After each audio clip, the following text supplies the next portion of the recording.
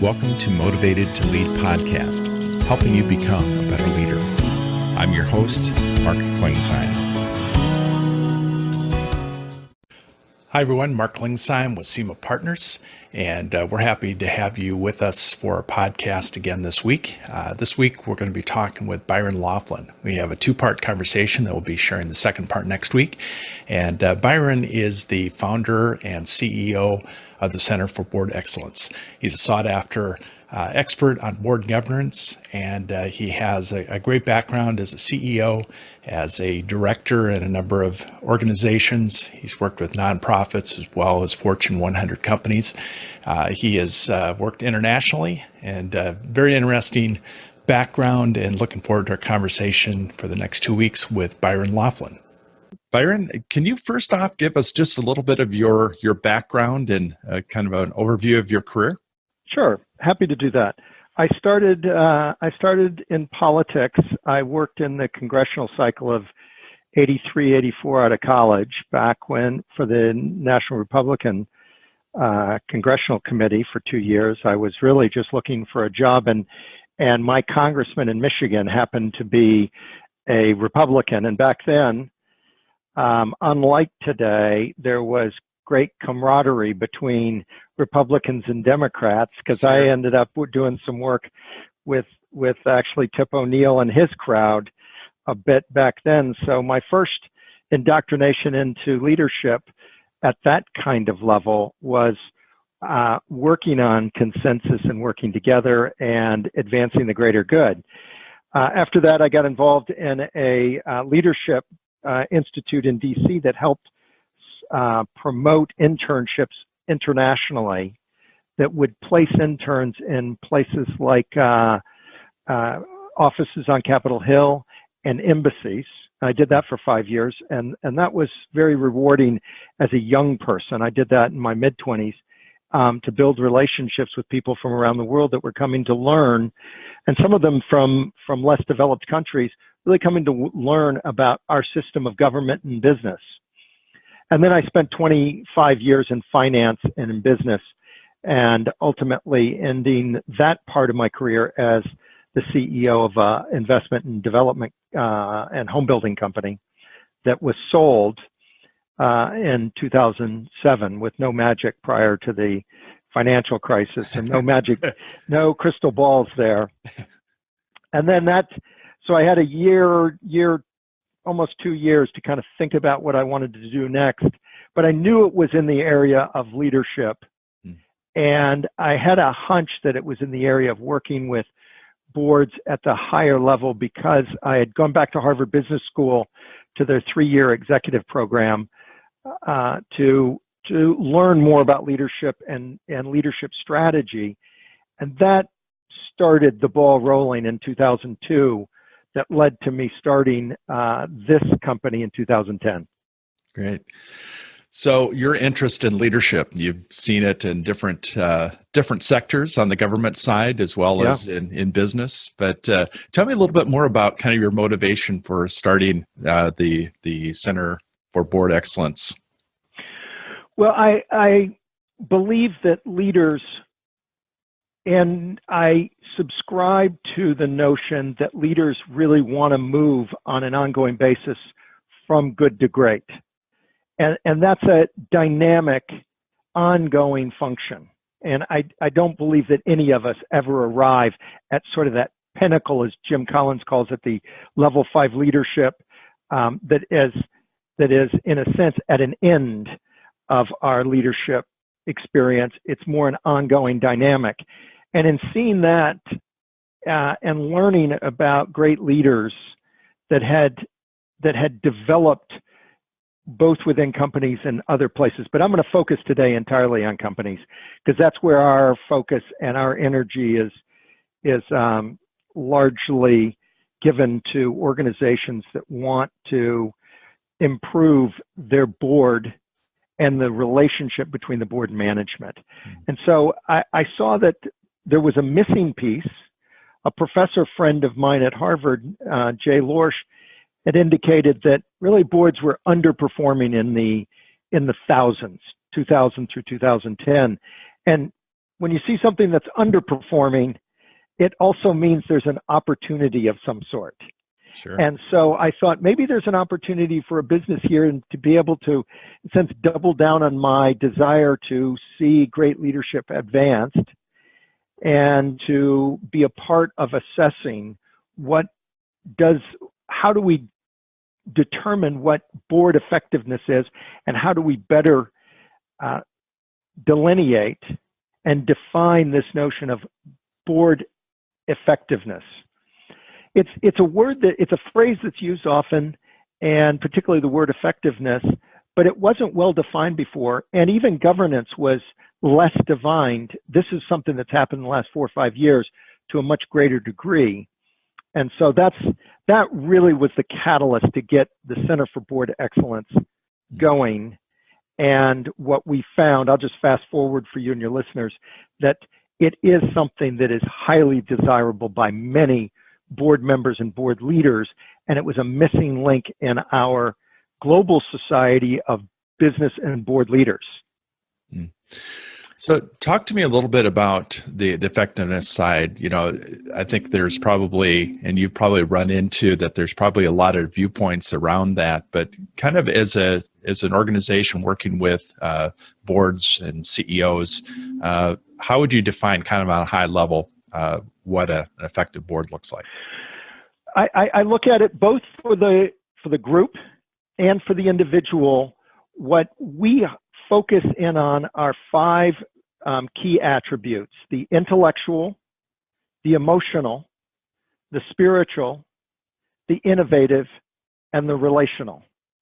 And I'll go through those quickly. The intellectual has to do with those elements of knowing the business, knowing the science, how to read a balance sheet. And I'm describing, if you're a board member or a leader, the things that you want to develop is the ability to, whatever your area of strength is, to build upon that in the area of the intellectual so that you can understand risk better, can understand finance better.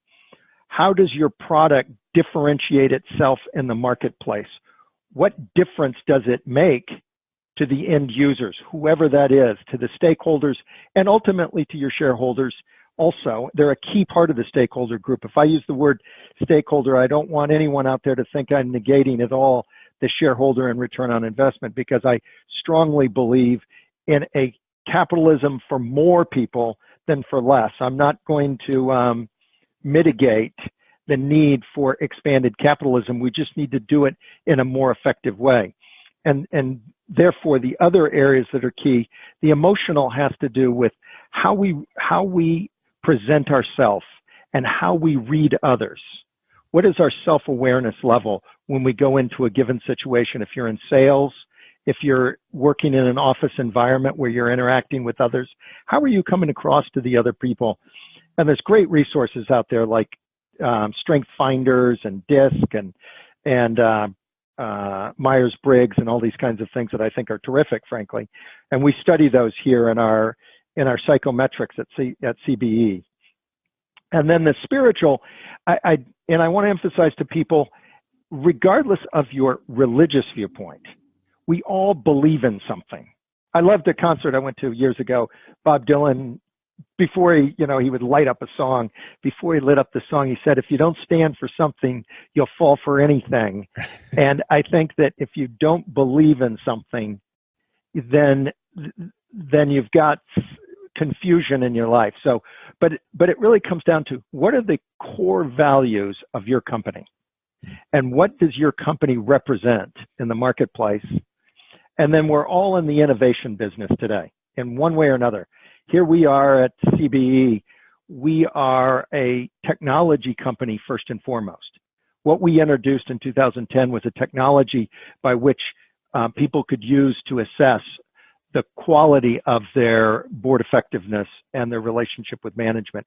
And the last of that, how all this comes together in a relationology. I have a friend in England named Matt Bird. He has a company called relationology.co.uk. I thought that was such a terrific idea to come up with about the relation. Nobody had ever used this term before, which amazed me, that the relationology of an organization. What is studying the organization? How do the people all relate together? Which goes straight to this notion of culture. And then something I want us to get into is, why does culture eat strategy? One of the famous Peter Drucker quotes. Right. And so that's the approach that we have and have found to be very successful and desirable by boards, to really understand how they relate to one another in these 5 areas. Yeah.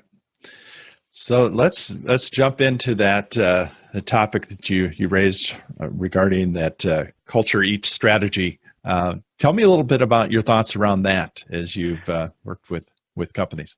Well, I think that what I've observed, and much of this, I'm in the fortunate position to be observing companies. We work with companies from Fortune 20 level companies up all the way through not-for-profit organizations. Because we look at board members, hopefully, when they walk into the boardroom or when they pick up their board book and are reading it, that they're doing it with the same mission and intent, regardless of if it's a Fortune 100 company or if it's a not-for-profit in the local community, that there's a similar mission-driven element to that.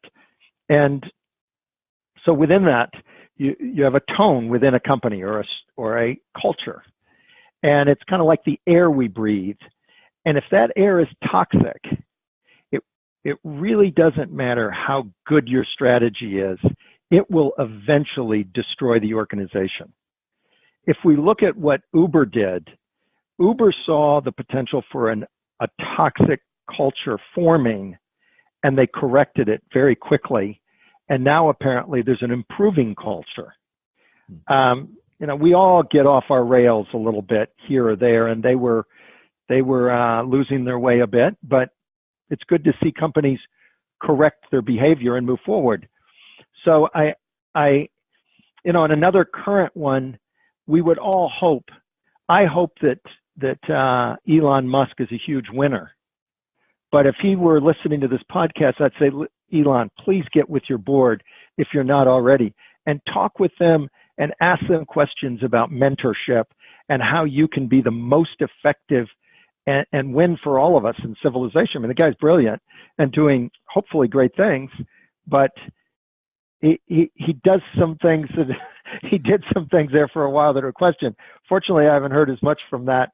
And those are just large examples of how I think a culture could be injured very rapidly if the leadership isn't taking note of how that affects the lives of all stakeholders. So you mentioned the idea that culture eats strategy. That strategy is important for a company. How does that play as far as and how is strategy misunderstood? That strategy is how you are different. Mm-hmm. What makes our product special? And why does somebody want that product? And why should it grow? And answering those questions, I think, are key to the orientation of what is strategic and what is strategy. And if the culture is not supporting the notion of that growth, if we eventually find out today, I mean, one of the great differentiators today of holding culture accountable is social media. Mm-hmm. So we have things like Glassdoor, and you can even read things on Facebook or Twitter about a company. And I mean, we want to be careful because there can always be a disgruntled person who just has an axe to grind that is possibly even wrong in their assessment of a situation. But if I went to Glassdoor and I read 500 descriptions of the culture of a company that were all similarly consistent, that expressed concern about what was going on, I think we generally would recognize that there's probably a problem in that company. And if they haven't started addressing it already, then I think that culture is going to eat that strategy, no matter how successful it is. And they may sell the company because they can't fix the culture, and the buyer may be the fixer, but they'll probably sell it for 2%, or 50% of the actual value Sure. of the company, assuming it was a very popular product. I mean, I'm kind of looking at it how great products fail toxically. I mean, American Apparel was an example of that several years ago. They ended up having they were on almost every street corner in some of the large cities of America, and now you can't find one because of a toxic culture. Interesting. So talking about, a company has a strategy to acquire, customers, but, that whole idea as far as, I think there are some companies that go after each customer thinking that they're equal, but sometimes compromise their overall mission. Talk about that as far as kind of the customer acquisition and the importance of focusing on the right customers. This is a area where I try to spend a lot of time learning, and that is in the area of customer selection.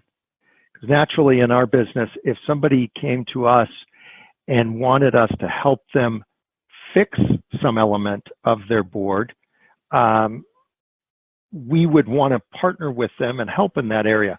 But if they want us to sort of check the box so they can look like they've got a good housekeeping seal on the door, but inside the building is toxicity, then we want to be careful to learn and discern what is a great product. And in our area, the great product is a partnership with a board that does desire excellent leadership and an excellent culture in their organization.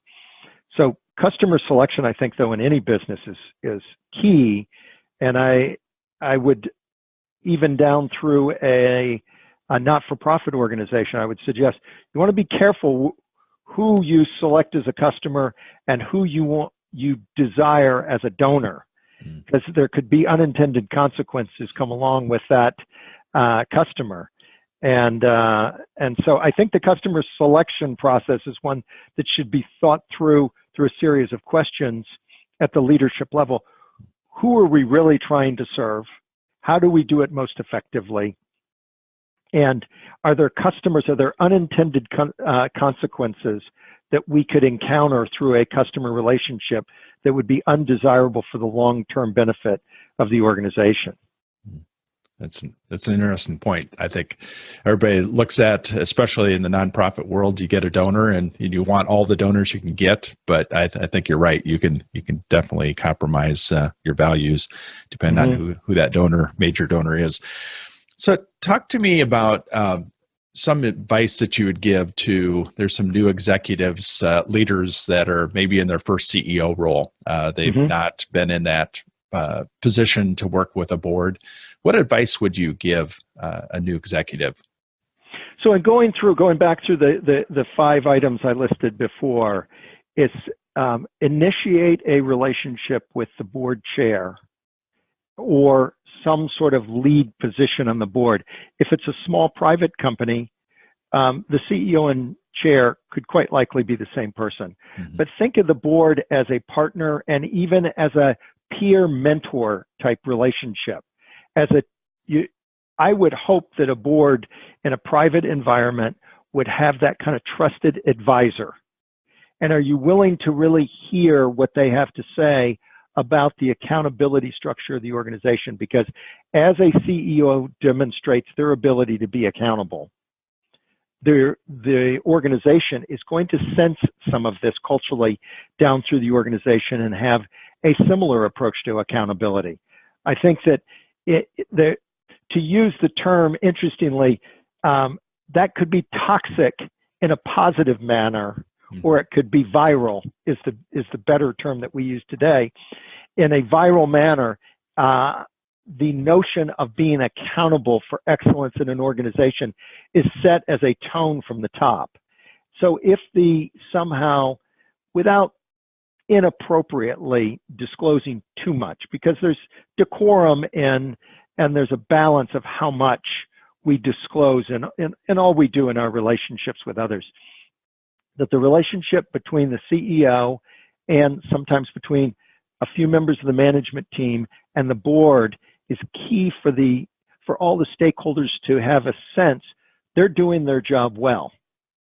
They care about what we care about.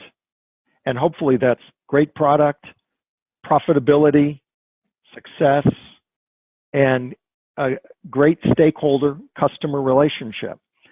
And so I think that one of the areas that we often ask the question, if you were charged with being a coach or mentor in a given situation, say with a fellow board member or between a chair and a CEO, how would you coach this person to improve professionally over the next year? I think that's a good question, whether or not we are, shift back to the notion of Jim Collins, good to great. The differentiator was strength of will and humility. And I think the humility function is volunteering to be accountable. I don't think one is accountable unless they volunteer to be that way. And I think that really shows a tremendous strength of character for someone to invite accountability. Thank you for listening to the Motivated to Lead podcast. Please subscribe on iTunes. You can also see a video version of this interview at motivatedtolead.com. This podcast is brought to you by SEMA Partners, helping you find your next great leader.